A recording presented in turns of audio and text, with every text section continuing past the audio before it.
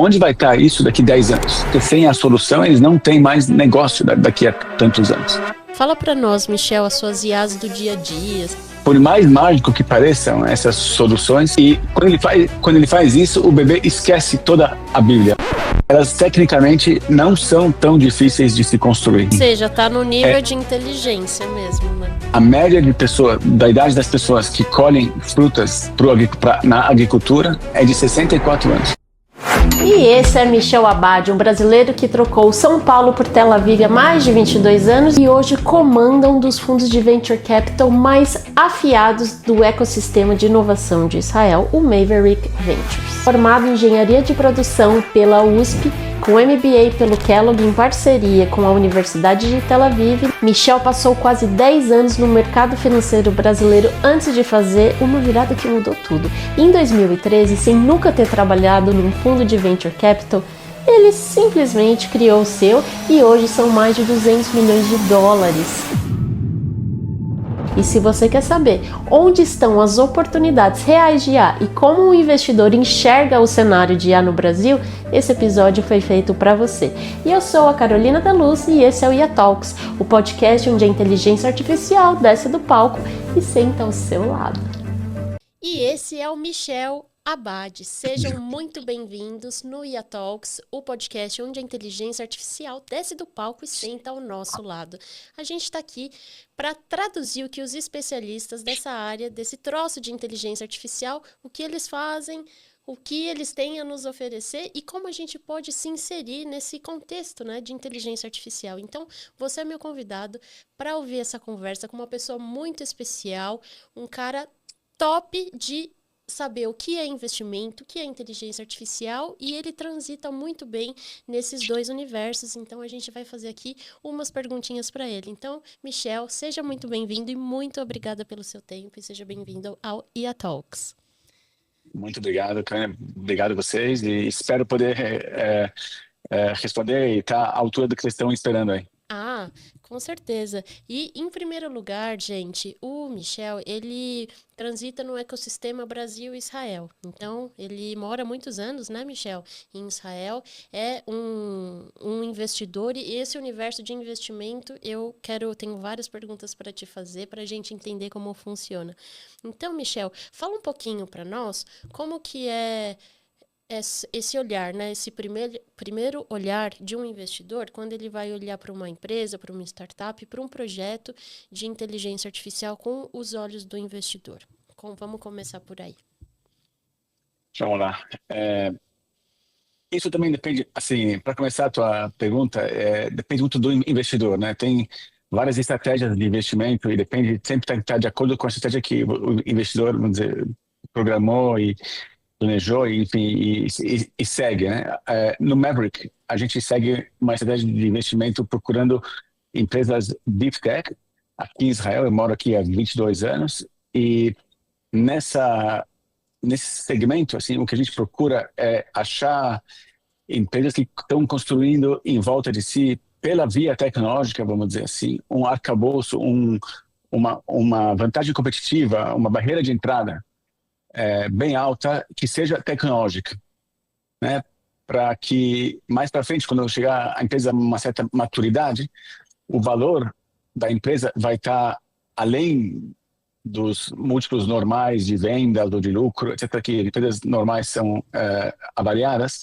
A gente quer ter um prêmio, capturar um prêmio que relativo a essa barreira de entrada, a esse monopólio tecnológico, vamos dizer, que as empresas podem construir. É isso que a gente procura no Maverick. Com esses óculos, né, com essa perspectiva, quando começou a aparecer as empresas de inteligência artificial no nosso deal flow aqui, a gente teve muita dificuldade no começo, porque tudo parece bastante interessante e mágico até, né? Dos seus ouvintes, quem já participou, quem já começou a usar ferramentas de inteligência artificial para si próprio, percebe assim que é realmente incrível, né? Por exemplo, eu tenho uma ferramenta que eu uso bastante, para todos os Zooms que eu faço, todas as conferências via computador que eu faço, tem um outro participante extra que é o meu tomador de notas de inteligência artificial. Ele ouve toda a conversa mesmo, e né, 3 minutos depois ele me dá um resumo incrível de como foi a conversa, de quem ficou de fazer o que para a próxima reunião. Enfim, parece que realmente é uma pessoa que está ouvindo e faz um resumo perfeito do que foi falado na conferência. Então, parece mágica, né? Então, a gente como usuário teve todas essas experiências já, vocês também, né, de quão mágico é usar essas ferramentas. Só que na hora de investir, qual é o problema, né? De novo, do meu ponto de vista, com a minha perspectiva, com a minha estratégia de investimento, o problema é que, por mais mágico que pareçam essas soluções, elas tecnicamente não são tão difíceis de se construir. Né? Já foram criados e você consegue comprar alugando, vamos dizer assim, esses LLMs, né? Essas Large Language Models, como OpenAI, como os seus concorrentes, né? Você paga uma mensalidade, você paga uma taxa de uso e você pode usar algo que já é super desenvolvido. Em cima disso é que você cria essas aplicações, né, do OpenAI. Então, por exemplo, essa aplicação de fazer o resumo da conversa é quase como se você conseguisse transformar toda a conversa em texto, jogasse dentro do OpenAI e pedisse um resumo. Ele ia fazer um trabalho parecido. Então, essa empresa que me vende esse serviço, né, esse aplicativo, na verdade, ela é uma intermediária, de certa forma, entre eu e o OpenAI, mas o layer dela, o que ela precisou programar para isso funcionar bem, é um negócio pequeno, não é um negócio tão difícil. Muita gente saberia fazer isso, né? E por isso mesmo é muito difícil, não ter uma barreira de entrada super grande. O que significa que vão ter 200 empresas como essa fazendo a mesma coisa. Cada uma delas é mágica para o usuário. Como o usuário, provavelmente qualquer uma das 200 você ficaria muito satisfeito. Mas como investidor, qual dessas 200 é a que vai despontar e ser a maior do mundo? E como eu posso ver 200 para escolher uma também? É outra coisa que é impossível. Né? De uma categoria, de uma aplicação específica, ver as 200 antes de decidir, não é possível. Elas não estão ao mesmo tempo esperando um investimento, etc. É uma dinâmica impossível. Então, como investidor, no começo dessa onda, a gente teve muita dificuldade em achar alguma empresa ou algum segmento desses que se encaixaria no nosso modelo de investimento, na nossa perspectiva, na nossa forma de investir, no nosso objetivo de investimento. E quebramos a cabeça um pouco mais e no final a gente chegou a fazer já uns 3 ou 4 investimentos no segmento, mas não em aplicativos. Então, nossa conclusão foi que é difícil achar qual das 200 vai ser aquela estrela, mas é mais fácil encontrar empresas que fazem ferramentas que todas as 200 vão precisar para construir esse layer em cima do OpenAI. Então, todas essas 200 vão precisar de uma ferramenta que, por exemplo, sei lá, copia o texto de voz para texto. Então, vou procurar empresas que fazem isso, né, que vendem para essas empresas, venderiam para esses tomadores de notas, vamos dizer, venderiam esse serviço e investir nessas empresas. Nessas coisas, sim, tem menos empresas que fazem a mesma coisa, não é? É muito mais alto a barreira de entrada. E se as 200 forem bem, ou qualquer das 200 que for bem, vai refletir também nas vendas e na receita das ferramentas que essas empresas estão usando, que é onde a gente escolheu investir. Espero que ficou claro, que tenha ficado claro. E, Michel, quando você fala gente, eu imagino que realmente tem uma complexidade em analisar tudo isso e profundamente, talvez, para entender, né, essas features internas, para entender se a gente está falando de uma estrela ou de algo que daqui 10 anos vai cair.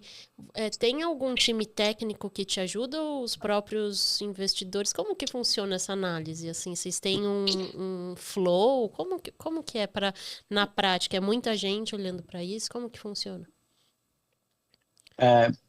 Depende. A gente tem uma equipe aqui, nós somos 4 pessoas aqui no fundo, aqui em Tel Aviv. A gente também tem, dependendo do caso, a gente traz pessoas de fora para análises específicas ou para empresas específicas que a gente quer entender melhor. Perfeito. Em geral, o nosso foco é de empresas normalmente não no dia zero, não no seed ou pre-seed, mas sim quando já tem uma certa tração, já tem alguns clientes iniciais, então a gente pode falar com o cliente também. O cliente é, no final, um julgador importante, um juiz importante, né, de valor, de funcionalidade, de necessidades e tal. Então a gente também fala com os clientes. Deixa eu só explicar para o pessoal o que que é o seed e o pre-seed, você me corrija, tá? Aqui como leiga, mas o seed é aquele semente, é o primeiro investimento em uma startup. E aí o que eu entendi é que depois que ela tem uma certa desenvoltura e já tem clientes reais, digamos assim, já está no mercado, aí é quando vocês vêm, porque ela já foi validada, digamos, aí vocês vêm para investir para potencializar, escalar, etc. É isso? Exatamente, a gente não investe numa empresa nos primeiros dias ou meses dela, a gente Perfeito. espera chegar o momento onde já tem um pouco de tração, um pouco de clientes, já tem um modelo de negócio mais ou menos estabelecido. Nessa hora a gente gosta é a hora que a gente prefere para investir, no nosso caso, do Maverick. Perfeito. Então, eu tenho, para quem perguntar, eu posso falar com os clientes dela, eu posso entender dos clientes que valor ela traz, quanto ele pagaria por isso, enfim, me dá mais uma perspectiva. E também, outra fonte de informação boa para a gente são os empreendedores das outras empresas que a gente já investiu. São gente muito inteligente, muito conectada e bastante no edge, né, na fronteira do conhecimento. Então, eles também, às vezes, são empresas correlatas em segmentos parecidos. A gente também usa, às vezes, do conhecimento e da perspectiva de outros founders, né, outros empreendedores do nosso portfólio para olhar as empresas novas que a gente talvez vai agregar ao portfólio. Perfeito. Michel, antes da gente ir para os casos, né, que eu tô curiosa aqui para saber quais são as empresas que vocês estão atuando, vamos falar antes, então, para alguém que quer ser igual o Michel quando crescer, né? Então, ele sonha um pouco com esse universo. Fala para nós um pouco de como que a pessoa estuda, como que foi um pouquinho da sua trajetória para chegar né, para ser alguém estabelecido.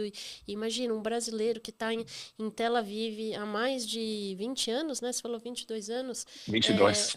Fala um pouquinho da sua trajetória para a gente inspirar os jovens e principalmente por ser brasileiro, eu acho que a sua história é muito maravilhosa e inspiradora. Vamos contar um pouquinho para eles como que foi chegar até lá. Claro, com prazer. Assim, eu acho que cada um tem uma trajetória muito única, assim. Não sei se é replicável para todo mundo. Também não sei qual é a receita, assim, para quem está começando hoje, para quem está olhando hoje para esse tipo com esse tipo de interesse. Eu posso te dizer o que aconteceu comigo. Minha maior característica é que eu sou muito curioso. Eu queria saber de tudo. Quando eu estava para entrar na faculdade no Brasil, eu nasci em São Paulo, cresci em São Paulo, e quando eu fui entrar na faculdade, foi muito difícil para mim escolher uma carreira, porque eu queria saber de tudo. Eu acabei fazendo engenharia de produção na Poli, mas eu queria fazer de tudo. Eu queria fazer química, eu queria fazer medicina, eu queria fazer economia, eu queria saber de tudo mesmo. Mas eu tive que me contentar com uma coisa só. E eu fui para engenharia de produção, que era um pouco mais amplo do que outras engenharias, assim. Então eu fui para lá. E daí eu comecei minha carreira no mercado financeiro no Brasil. Trabalhei no Banco Patrimônio há muitos anos. E consequentemente, fui com o Banco Patrimônio quando o Chase nos comprou, quando o JP Morgan comprou o Chase, continuei mais um tempo, e eu saí do banco em 2001, depois de vários anos, quase 10 anos de banco, para focar num segmento específico de investimento naquela época, que eram os hedge funds internacionais. Eu acabei me ligando a uma empresa de hedge funds internacionais que tem a sede aqui em Israel. Eu estava ainda em São Paulo.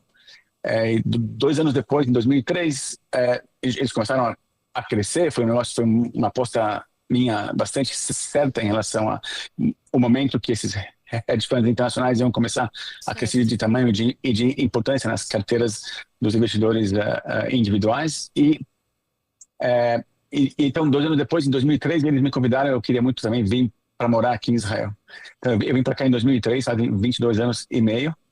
E eu fiquei com eles por um bom tempo, até 2012, mais ou menos. Passei pelo crescimento incrível da empresa. Depois veio a crise de 2008, a gente sofreu um pouco, a indústria inteira sofreu um pouco.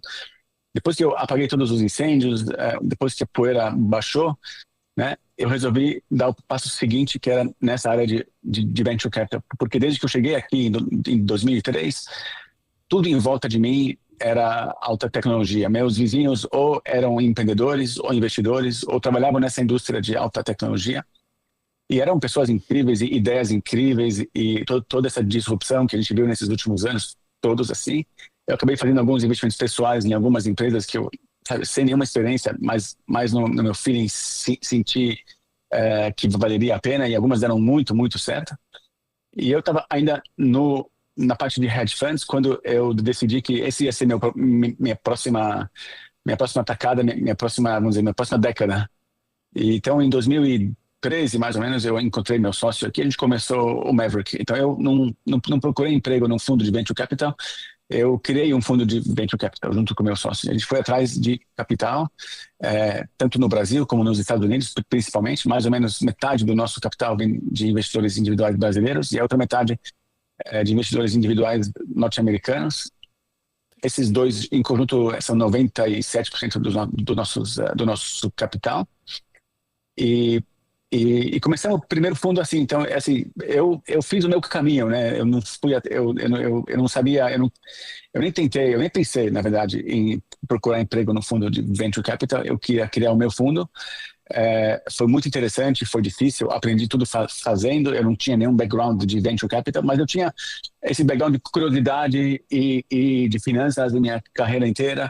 E de curiosidade eu sabia um monte de coisas. Eu conseguia ter as primeiras conversas já num grau de profundidade que os empreendedores não entendiam, se eu não vim dessa área, como eu sei sobre essa tecnologia ou outra tecnologia. E foi tudo, sabe, de ler, de saber, de estar consciente do que está acontecendo no mundo nessa área de tecnologia, porque me interessava como curioso mesmo. E aí, de lá para cá, foram 200 e poucos milhões de dólares de investimento já, 3 fundos e um fundo de co-investimentos. E tem muitas coisas indo bastante bem aqui no Maverick, aqui em Israel, com o que passou pelo país nesses últimos anos. A gente está tendo uma trajetória muito interessante, graças a Deus. Olha, parabéns, realmente é muito inspirador. Nossa, é bem fora da curva, né, Michel? A gente sabe que acho que você é uma pessoa de carreira ímpar, e ainda mais isso que você falou, você simplesmente fez o seu próprio fundo e com a experiência que você teve e as capacidades todas, você fez acontecer, né? E aí, você falou umas coisas interessantes que eu quero puxar aqui. O que faz de Israel ser um lugar tão fértil e de pessoas tão geniais em tecnologia? É educação? O que é? Porque, assim, realmente, Israel também é fora da curva nesse sentido, né? Do resto do mundo. Também. O que faz esse lugar ser tão especial em tecnologia? É uma junção de coisas. Boa pergunta. Tem livros sobre isso. Muita gente está querendo saber, fica analisando a mesma coisa, porque realmente é um fenômeno. Eu vou dizer assim, minha opinião, e é uma junção de várias coisas, né? Por um lado, tem um aspecto cultural do povo judeu em si. O povo judeu há 2000 anos estava no exílio, e desde sempre, quer dizer, assim, uma das coisas que mais se valoriza culturalmente dentro do povo judeu é o conhecimento. Como fomos imigrantes a vida inteira, vamos dizer, gerações e gerações, vamos chamar de nômades, no sentido que não tinha um país próprio, cada época foram migrando de países para países. Então, assim, o que dá para levar de um lugar para o outro é muito mais, vamos dizer, a inteligência do que alguma coisa material ou algum business. Você não leva um business de um país para o outro naqueles anos. Então, culturalmente, posso dizer, e até antes disso, né, do ponto de vista religioso mesmo, quer dizer, o estudo da religião em si, talvez vocês não saibam, mas assim, a religião judaica tem uma literatura enorme, porque também valoriza bastante o estudo da Bíblia e o estudo e criar e escrever livros sobre a Bíblia. Tem uma bibliografia assim imensa, desde 2000 anos atrás até antes. Então é muito cultural. Primeiro, o foco no conhecimento, né? Isso, vou dizer, no povo judeu como um todo, muitas gerações para trás. Chegando aqui nos últimos 80 anos, 100 anos, quando o Estado de Israel foi se criando, foi esse povo que colonizou aqui, que veio para morar aqui, e trouxe com ele essa cultura e investiu bastante em educação. Aqui, o nível de pessoas com curso superior, a porcentagem de pessoas com curso superior é muito, muito alta, e o sistema todo é feito para o jovem chegar até lá, quer dizer, não tem um filtro tão grande como tem em outros países. Em terceiro lugar, isso da parte cultural, individual, educação e conhecimento e cultura. Assim. Do ponto de vista estrutural, o país teve um outro problema logo no começo, que era a parte da defesa. Como vocês veem, esses últimos 2 anos ficou bem mais claro, né? Mas a vida inteira o país aqui nasceu no meio de inimigos, no meio de outros países que, na verdade, não queriam que nós existíssemos, não querem ainda que nós existíssemos. Alguns não querem que a gente exista aqui, alguns não querem que a gente exista no mundo, né? Sim. Então, desde cedo, o país colocou como objetivo e como uma das coisas que era essencial para a sobrevivência, não era um luxo, era uma necessidade, a superioridade militar, né? Só que, se você analisar ainda mais naquela época, nos anos 40, anos 50, não ia ser uma superioridade militar numérica. Nós somos muito poucos. Por mais que pareça que um país é muito grande, o país tem menos de 10 milhões de pessoas. E é uma área também super pequena, menor que Alagoas, para dar um exemplo de um estado pequeno no Brasil. Então, não podia ser pela superioridade numérica, tinha que ser pela superioridade tecnológica militar. Então, desde muito no começo lá, o país entendeu que vai ter que investir bastante em tecnologia militar. E tem mais um detalhe importante que talvez também ficou bem claro na guerra com a Ucrânia e também nessa última guerra aqui em Israel.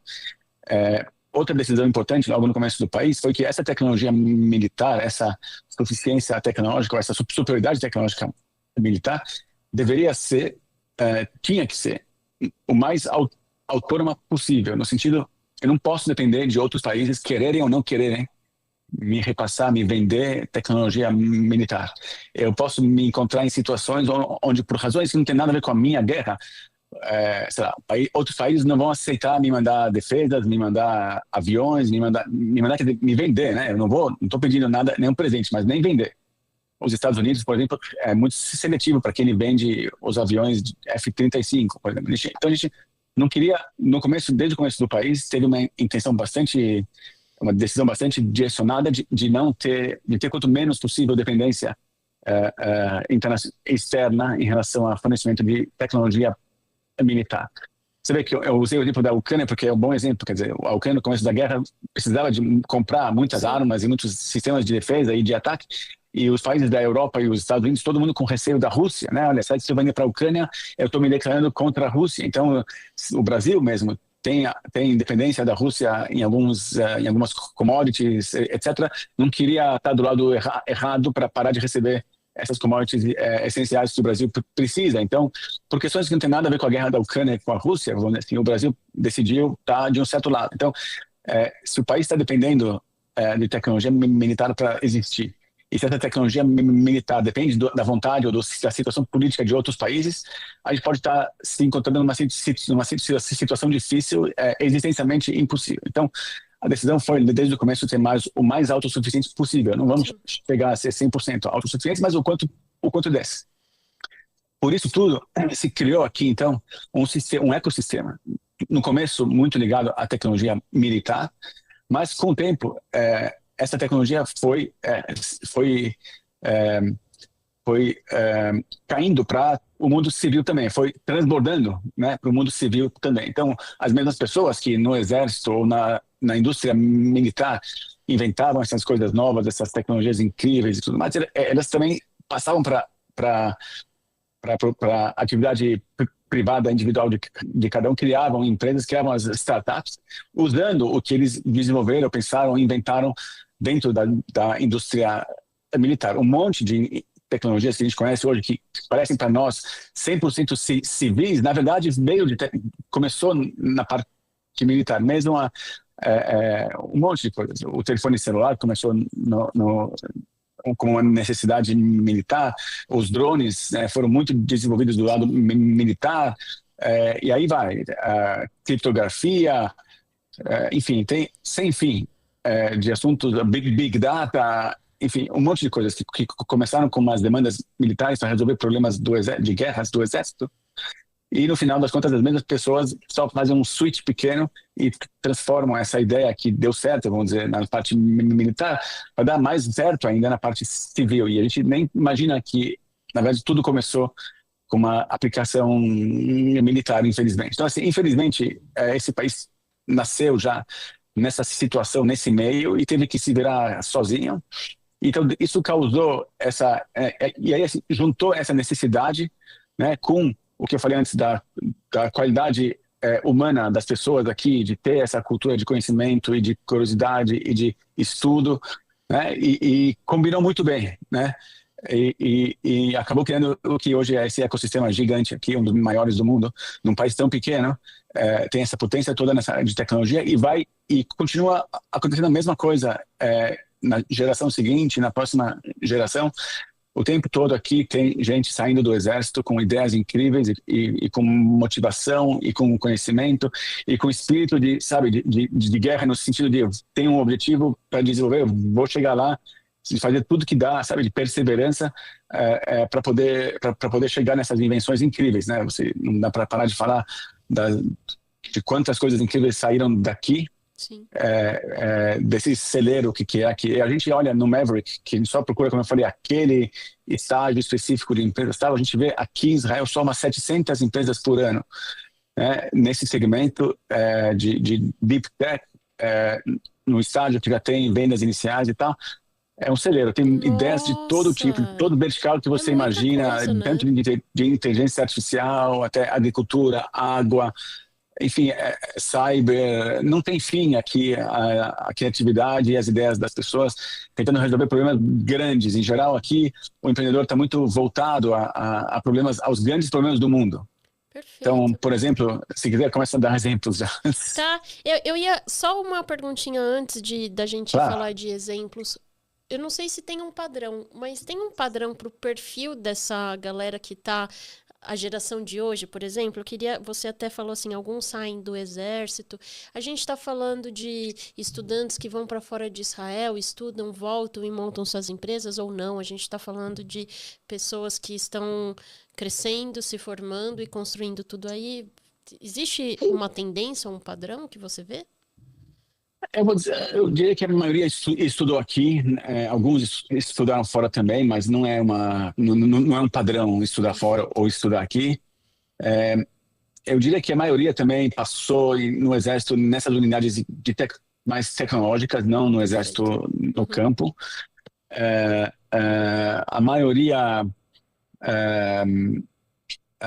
a maioria achou um problema muito grande que ou ela mesma viveu, alguém perto dela viveu ou não, e resolveu tentar resolver um problema bem grande, achando que uma solução incrível, barata, funcional, é uma explosão, né? Então, eu posso dar um exemplo do meu portfólio? Eu tenho uma empresa que... Vamos agora para a parte legal, né? Então, como que vocês estão aplicando aí IA em alguns problemas do mundo? Vamos lá. Eu vou começar com a primeira, que não é tão IA, mas para dar uma ideia desse processo, de quem são essas pessoas, né, que eu estou falando. Então, por exemplo, eu tenho uma empresa incrível, que até está atuando no Brasil também, que consegue via satélite, sem ter que ir para o Brasil, consegue via satélite informar as empresas de saneamento de cada cidade sobre todos os vazamentos de água que tem na cidade inteira. Né? Gente, por exemplo, o nível que a tecnologia chegou, né? A gente está falando de vazamento de água. Assim, para você ter uma ideia, no Brasil, a média é mais ou menos uma perda de 40% da água tratada que vai pelos vazamentos, que se perde pelos vazamentos. Então, assim, é muita coisa, né? Água já é um ativo escasso, problemático, finito, mas e ainda assim, quer dizer, se perde 40% do que já é tratado, que já é um investimento de tirar a água do rio, tratar, transportar ela para a cidade e distribuir entre toda a cidade, e ainda se perde 40%. É um problema muito grande, mundial. Outra vez. Então, a pessoa que é o fundador dessa empresa, o empreendedor inicial, ele estava, nesse caso, ele estava também no exército, numa área que mexe com o satélite, okay? Que mexe com imagens de satélite. Só que ele também depois seguiu na academia, na faculdade. Ele estava na faculdade estudando essa parte de geolocalização e tal. E uma das coisas que ele foi trabalhar com o professor dele, um pouco no laboratório, e o professor recebeu uma proposta, tinha uma pesquisa da NASA para ajudar a NASA a entender, a descobrir se tem água em Marte, ok? Nossa. Ou na Lua. Tá. Então, junto com o professor, eles desenvolveram uma metodologia de usar um sensor específico, que não é uma imagem fotográfica, é um sensor tipo de um radar, Tá. e de tentar desenvolver uma técnica de como interpretar o sinal do radar, a resposta do radar, para identificar a presença de elementos químicos. Então, se tiver, sei lá, se tiver água pesada, ele vai ver, tem um certo elemento químico que é dominante. Se tiver água, enfim, sulfurizada, é o sulfur que vai aparecer como resposta e tal. E assim vai. Tudo bem. Daí ele viu, ele se deu com esse, ele foi numa conferência que a NASA convidou eles para mostrar o que estavam fazendo. E ele se deu de cara com um problema que não era na Lua ou em Marte, era na Terra, que era esse problema de vazamentos.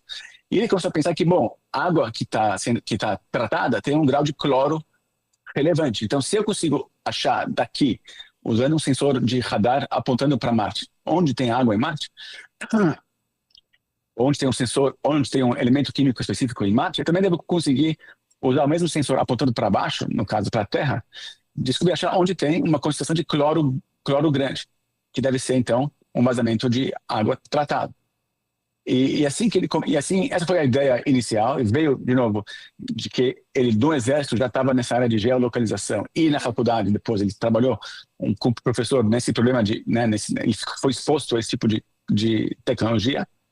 E decidiu juntar o útil ao agradável, achou o problema bem grande mundial e achava que ia conseguir chegar numa solução. Então ele levantou capital de investidores anjo no começo, chegou a ter uns 3, 4 clientes, não no Brasil, em outros países, e nessa hora a gente conheceu eles vieram até nós, e a gente fez toda a nossa análise e tal, e decidiu fazer uma aposta com eles. Então, a gente investiu uma certa quantia, a empresa continuou crescendo. Hoje ela está em 40 países, ela atende uns 40 países, já economizou uma tonelada gigantesca de água para o mundo e resolve um problema bem grande, é lucrativa e está indo bastante bem.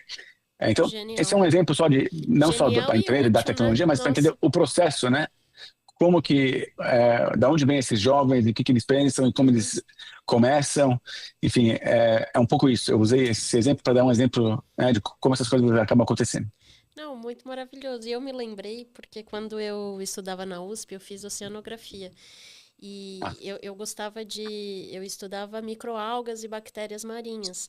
E uma das minhas bolsas, que foi do INPE, do Instituto Nacional de Pesquisas Espaciais também, foi através de satélite identificar níveis de clorofila para a gente aferir o quanto de microalgas tinha naquele espaço. Claro. Eu não ligava muito para a metodologia em si. A metodologia em si eu tinha que passar a aprender para fazer os cálculos, porque eu usei várias outras metodologias também, mas uma delas, nessa bolsa específica do INPE, foi através de satélite. E eu achava meio chato, era complexo, né, naquela época tal, mas se você pensar, assim, é muito parecido e é muito genial. Assim, o poder do satélite de aferir pequenas substâncias e tal é muito poderoso, é muito genial. E aí eu provei um pouquinho disso e aí olha o que esse gênio fez, né? Realmente é um dos maiores problemas do nosso planeta. É muito genial isso. No caso de clorofila, espectral, né? É um outro tipo de sensor, mais a ver com a luz, com o reflexo que a clorofila tem para cima, só que no caso de vazamento é subterrâneo, né? Então não é uma imagem, não dá para ser uma imagem porque não dá para ver a água, né, do satélite. Outra complexidade, né?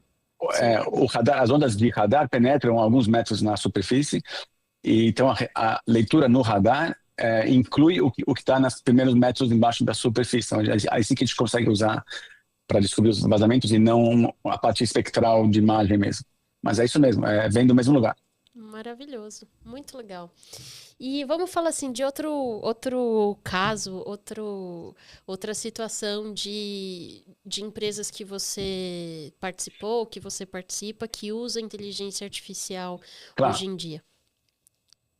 Então, tem outra que está atuando no Brasil, por acaso também no Brasil, que é interessante porque ela começou antes dessa onda de inteligência artificial, desde o começo ela usava a inteligência artificial, mas ela agora se posiciona ainda mais, quer dizer, nessa onda toda que teve nos últimos anos, tem uma subcategoria que se fala muito hoje em dia, que é na parte de physical AI, né? AI físico do mundo, né? Não AI só de te responder no computador, mas de intervir no mundo físico de hoje, quer dizer, seja com robôs, etc. Então, eles estão nesse segmento já há muito tempo, e mais com uma aplicação, primeira aplicação agrícola, né? É uma empresa que chama TVL. Aliás, a empresa anterior se chama Astera. Se vocês quiserem olhar, Astera com 2 R's. É o nome da empresa que acha os vazamentos. A TVL, que é o que eu vou falar agora, ela sai para resolver um problema muito grande na agricultura, que é a falta de mão de obra, né? A agricultura, por incrível que pareça, até na China, falta gente para trabalhar no campo. Hoje, os jovens preferem fazer outras coisas, dirigir Uber, o tipo de mão de obra que era antes típico dessas do campo, né, tem migrado para fazer outro tipo de trabalho mais na cidade. E fica difícil para o agricultor achar trabalhadores, tem que trazer de outros lugares, tem que transportar a gente, às vezes por um tempo, às vezes mais definitivo. É muito complicado, é muito caro e é cada vez pior. O problema só fica mais difícil cada ano que passa. Para você ter uma ideia, e é o segmento que a gente atua, que a TVL atua, é na parte de colheita de frutas. Tá. Em maçãs, por exemplo, no mundo, a idade média de um colhedor de maçãs humano, você não imagina qual é? É de 64 anos. Quer dizer, no mundo, hoje, a média de pessoas, da idade das pessoas que colhem frutas na agricultura é de 64 anos. Onde vai estar isso daqui 10 anos? Entendeu? É um problema gravíssimo. Os grandes agricultores de frutas estão loucos, estão botando muito dinheiro atrás de achar uma solução, porque sem a solução eles não têm mais negócio daqui a tantos anos. Então, a resposta da ciência, a resposta do mundo é a automação, né? Tem que ter robôs, alguém tem que colher no lugar das pessoas. A fruta não vai se colher sozinha, ela não vai cair depois de tá pronta. Precisa de alguém ir lá e retirar a fruta da árvore. Então, no nosso caso, a TVL desenvolveu um sistema incrível que usa um exército de drones robóticos, totalmente autônomos, que usam inteligência artificial profundamente para descobrir onde estão as frutas, para descobrir se a fruta já está na hora de ser colhida ou não, para se aproximar da fruta, para coordenar o drone para agarrar a fruta do jeito certo, sem machucar a fruta e depositar a fruta na caixa. E assim vai. É um monte de drones que ficam no campo, em paralelo. Tem que ter uma pessoa supervisionando eles, para cada 100 drones, uma pessoa. Um drone é muito barato, é muito mais barato do que pagar todas essas pessoas para colher, então no fim das contas é muito econômico também. Faz sentido para todo mundo. E é uma empresa incrível. Então, e ela usa realmente inteligência artificial bem significativa desde o começo, né, até para decidir a ordem, né, quem comanda o drone é o computador, não é uma pessoa. Então a inteligência artificial comanda o drone, fala agora vai nessa maçã, agora naquela outra maçã, vai devagar, vem por esse ângulo, vem por aquele ângulo, ou vem de baixo, enfim, tem que ter um braço flexível. A impressão que dá é que é aquela coisa daquele desenho dos Jacksons, que a gente está chegando, né, nessa era. É até difícil a gente imaginar, não sabia que no Brasil a gente já tem coisas assim acontecendo. E aí é incrível de pensar também que isso já está acontecendo, já está rolando na prática e tal, e que é acessível para o agricultor brasileiro, porque acho que a gente que é de fora tem a impressão que isso está a anos-luz, que isso seria caríssimo, mas diante desse problema que você falou, que sequer tem os trabalhadores, né, que é um problema aí para os próximos 10 anos, é uma super solução, né? E se ela está ficando acessível para o agricultor, maravilhoso, porque o que não falta aqui é a plantação, né? É incrível. No Brasil, a TVL está atuando no estado de São Paulo na colheita de laranjas. Que legal. Em outros países a gente está também na maçã, na pera, no pêssego. Tudo que é redondo, vamos dizer, e que tira da árvore, assim, a gente tem focado. Que legal. E realmente o problema é muito grande, mesmo no Brasil. E essa é uma solução única. Outras empresas tentaram achar uma solução também. O próprio Google Ventures investiu numa empresa muito dinheiro e que não conseguiram resolver o problema técnico. É muito difícil mesmo chegar numa solução viável. Uhum. E a TV hoje é a única no mundo que tem uma solução viável para esse tipo Gente, que maravilhoso. de cultura. E, e eles estão se expandindo muito agora. A gente já está atuando na Espanha, na Itália, em Washington, na Califórnia, no Chile, na Argentina e no Brasil. Parabéns, cara, muito maravilhoso. E aí, tem Uhum. um termo que eu escutei e que eu acho que você vai poder nos ajudar a entender o que é o Né? machine unlearning, né? A Aham. gente mal aprendeu aqui o que é o machine learning e aí esse conceito novo veio, né? Aí de Israel e de uma startup daí. Fala um pouquinho para nós, Michel, para a gente entender do que se trata e como que isso acontece aí no mercado. Claro.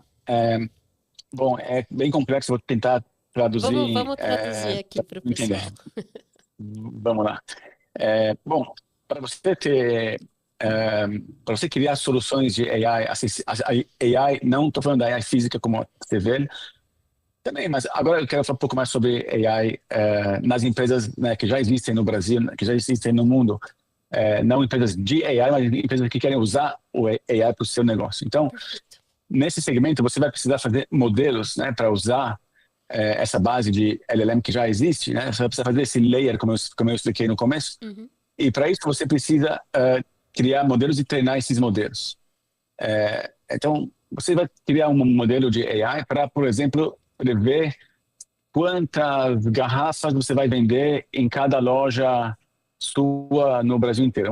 Uma empresa que tem um monte de lojas no retail, né, no varejo, vai precisar saber como vai distribuir isso, vamos dizer, quanto vai mandar dessas garrafinhas aqui, vamos dizer, dessa garrafinha aqui, quanto delas vai vender em cada loja que está espalhada no estado de São Paulo, vamos dizer assim. Tudo bem. Precisa fazer essa previsão para poder, para não perder vendas, né, para Uhum. ter mercadoria no lugar onde ela vai ser vendida, né, nesse próximo mês. Uhum. Ela tem que fazer um modelo de machine learning para a AI poder trabalhar em cima dele, usar os dados do passado, né? Usar os dados de quanto se vendeu nessas lojas nos últimos anos, etc. E para poder prever qual vai ser o próximo mês. Quando isso acontece, então eles fazem esse modelo e testam para ver se a previsão que esse modelo está soltando tem a ver com a realidade ou não, quanto preciso foi ou não foi preciso essa previsão. E aí, né, vamos dizer que está com uma precisão não satisfatória. Ele só acertou 70% das vezes, a previsão bateu próximo de quanto se vendeu naquela loja naquela semana, ok? Uhum. Então, como faz para melhorar a precisão? Então, tem duas tarefas principais, porque a imprecisão vai ser um resultado do modelo ou da massa de informações que foi usada para treinar o modelo, certo? Eu falei, os dados do passado e tal. Certo. Só que na hora que você vai treinar esse modelo, você vai passar os dados do passado, não é só os dados de vendas dessa garrafinha na tua rede. Vai ter dados do tempo também, porque se tem mais sol, mais gente sai na rua para comprar, se chove, as pessoas ficam em casa, ou se tá muito quente, ficam em casa também, se está muito frio, ficam em casa também. Tem várias... Então, assim, eles jogam nessas informações um monte de dados que aconteceram ao mesmo tempo, né? mas menos correlatos, não diretamente ligados à venda em si, ao número de vendas, mas sim à situação do país, vamos dizer, ou da cidade, né, ao mesmo tempo. Então, se uma das coisas para fazer é entender, né, da onde vem a imprecisão. Então, a imprecisão pode vir dos dados que você usou para ensinar a máquina. Então, mas que dados, né? Você usou uma floresta de dados. Que árvore você tem que está atrapalhando a precisão do modelo, né?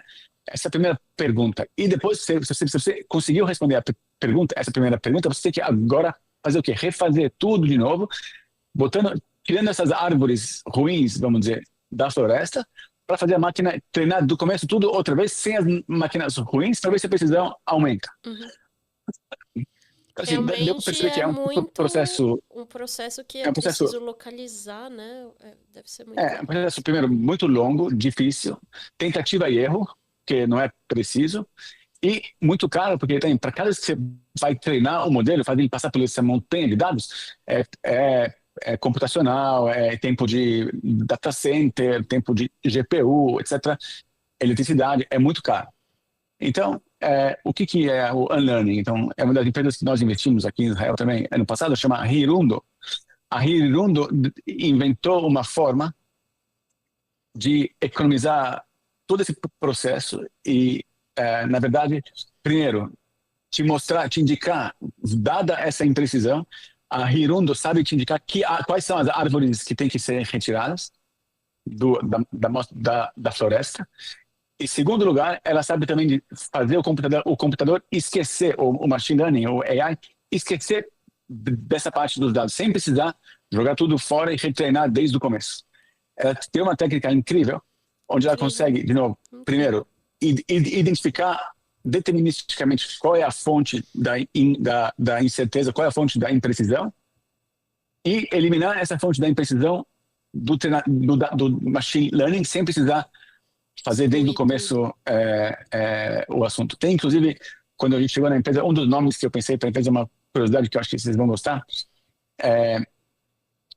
na nossa tradição judaica tem uma lenda, ou tem um assunto, vamos dizer, que é o seguinte: quando o bebê está na barriga da mãe, esses 9 meses, né, pela nossa tradição, tem um anjo que fica junto com ele, ensinando a Bíblia para ele, toda a Bíblia inteira, desde esses 9 meses. Né? Mas um momento antes do bebê nascer, o anjo põe o dedo aqui, embaixo, né, não sei como chama isso em português, nesse lugar aqui, e inclusive é ele que faz essa marca que todo mundo tem aqui em cima do lábio, essas 2 linhas. Tá. E quando ele faz isso, o bebê esquece toda a Bíblia, um momento antes de nascer. Então, quando a gente já nasceu e está vivendo e volta a estudar a Bíblia, a gente tem, às vezes, isso aqui eu já conhecia, isso aqui tem um déjà vu, assim, é porque o anjo na barriga da minha mãe me ensinou tudo, e antes de eu nascer, ele apoiou o dedo aqui, eu esqueci tudo, Eu não e vou aprender conhecia tudo de novo nessa vida. Que legal. Essa é uma tradição muito bonita. Então, esse é o nosso machine learning. Entendi. Né? No nosso caso, vem desde os tempos bíblicos, a gente tem machine learning. Não, essa metáfora é um nome poderoso. Foi perfeita. E, cara, como é bom conversar com pessoas como você, porque quando a gente começa a entender, né, é assim que a gente consegue incluir uma galera dentro dessa roda de conversa, porque realmente é complexo, realmente é super difícil, mas a gente conseguiu entender. Então, te agradeço por isso. E esse papo é super inspirador, Michel. Acho que eu que estou aqui nessa missão de traduzir, fico até emocionada de quando a gente realmente consegue trazer pessoas como você e, né, eu consegui entender. Se eu conseguir entender um pouco desse universo de investimento, um pouco do que as startups israelenses estão fazendo no mundo, esses 3 exemplos que são maravilhosos, eu tenho certeza que isso vai ser útil para alguém, então é por isso que a gente está aqui. E queria te agradecer, a gente está chegando ao fim e eu costumo fazer algumas perguntas mais light, assim, de brincadeira no final. Fala para nós, Michel, as suas IAs do dia a dia, assim, a parte talvez divertida de entretenimento, mas se você quiser dar uma diquinha aí para alguém, o que você faz no dia a dia, se o ChatGPT é o seu melhor amigo e etc. Fala um pouco para nós. Olha, eu descobri um amigo novo, agora faz 2 semanas, que eu tô maravilhado, que está mudando minha vida mesmo.